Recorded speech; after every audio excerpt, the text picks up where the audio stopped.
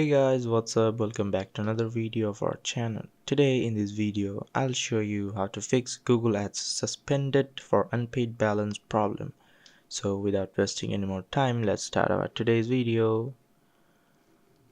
It is very easy to fix the Google Ads suspended for unpaid balance problem. First of all, log into your Google Ads account. Then go to your billing section and view the unpaid invoices. After checking this, make a payment. Click the make a payment button and select the payment method, then confirm your payment. After doing all the stuffs, you have to contact the Google support.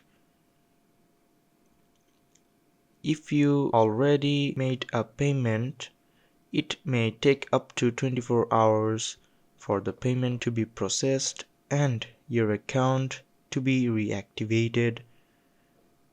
If your account is not reactivated within 24 hours after making the payment, contact Google Ads support for assistance. You can find the contact information in the Google Ads Help Center.